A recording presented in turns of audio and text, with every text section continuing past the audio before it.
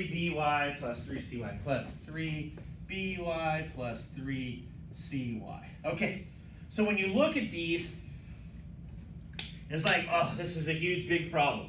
Okay, so what we're going to work with right now is we're going to work with greatest common factor. So right now, what you have to do, and the reason I color-coded it is so you can see it. If you notice, all these numbers at the front are different. A, B, and C is different, but I have this common thread right here. X, X, X. And if you look at the blue one, and unfortunately they're not color-coded in the book, guys. If you look at the blue one, I've got Y, Y, Y. So they're created into groups. We'll call this one the red group. We'll call this one the blue group. So if I can deal with that, I can do the greatest common factor by groups, or what we call by grouping. All right, so let's look at it. I use my handy dandy orange. Let's just look at the red here. What can I divide out of everything? Well, we know I can divide by an x. Remember, we got to be able to do it by an x, by one thing. It's common. Common, greatest common factor. What other? Now let's look at the constants. What can I do with the constants? Well, I can divide each one by 4. So I can take 4, 4, 4. So now my next step is to take my greatest common factor, move it out front, and do my division. I'll write this as the red group still. 8 divided by 4 is 2. A has nothing divided with. X divided by x is gone. Plus 4 divided by 4, gone. X divided by x, gone. B. 4 divided by 4, gone. X divided by x, gone. The only thing left is C. I've taken care of the red group. Now, let's do our handy-dandy greatest common factor color here. What do we know? We know that I can divide this by y. I can divide this by y. I can divide this by y. So now, I look at this, go, well, let's look at our constants, or our coefficients, not constants. Oh, I can divide each one by 3. So I'm going to divide this by 3, this by 3, and this by 3. All right. What do we do with the greatest common factor? We move it out front. What do we do with the blue group? The blue group gets divided by greatest common factor. 6 divided by 3 is 2. Y divided by y, it's gone. A is left.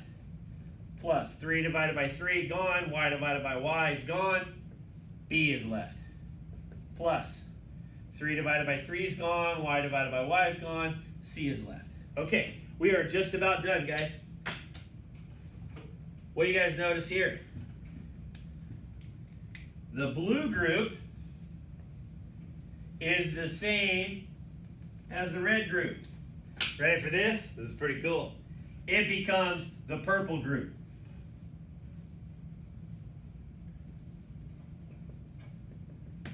Okay? The orange group doesn't want to be associated with the purple group anymore, so it becomes its own group.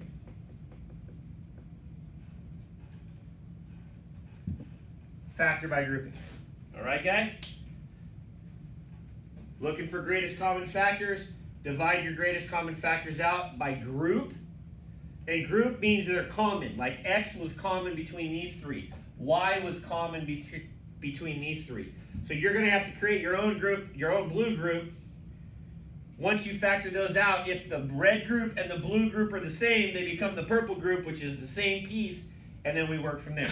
All right, here we go. One more. I'm going to make sure the camera's still working. I'll be bummed out if it's not.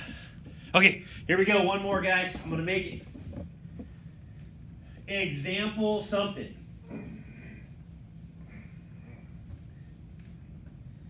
Example 6, I believe, guys.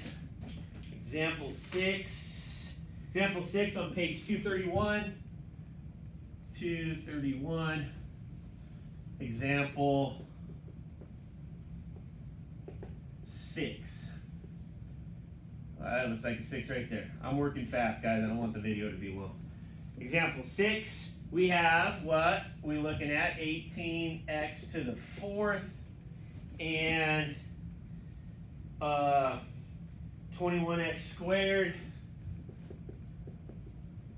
plus 3 equals 0.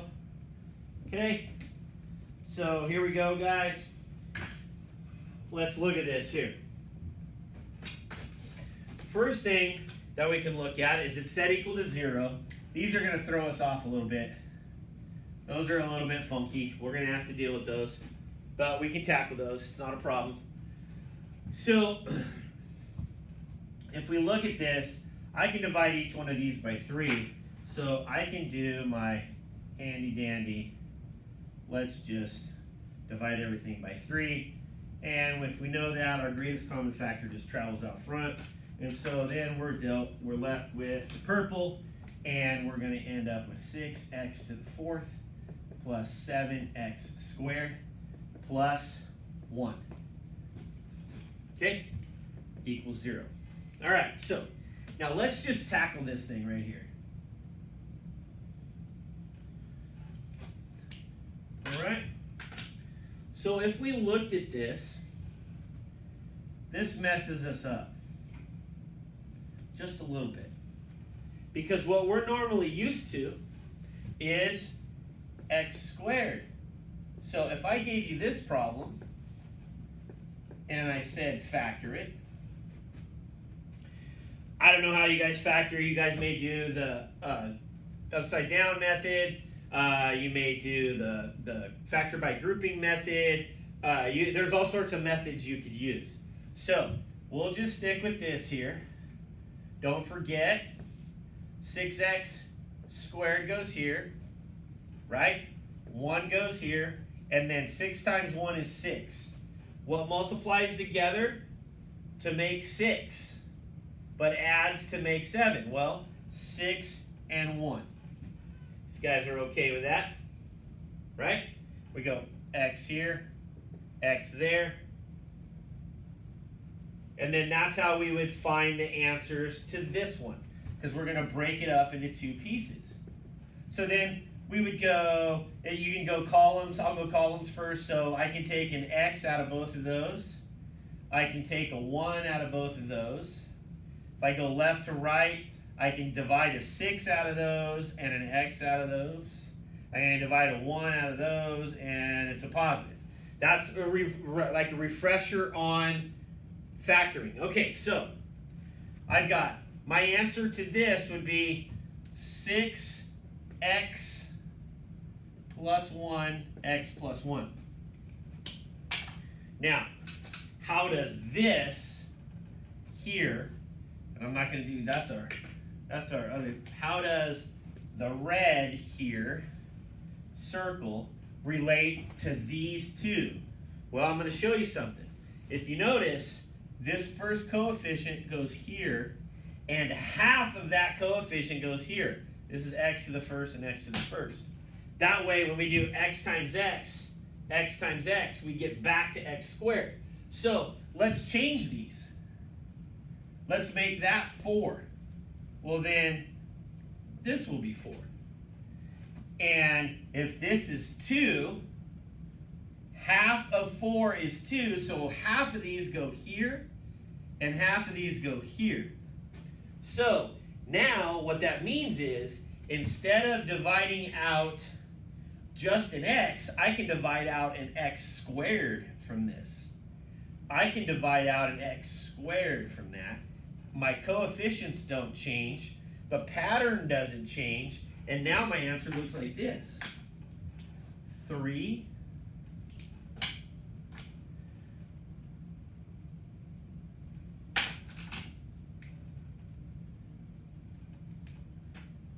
6x squared plus 1 and x squared plus 1. So we use the same factor by grouping, some people call this, or the area model. The only thing that changes is how I changed the exponents. The main exponent goes here, and then you take half of it and split out right there. And it only works for even exponents. So these exponents got to be even. There you go, guys. Good luck, and we'll see you soon.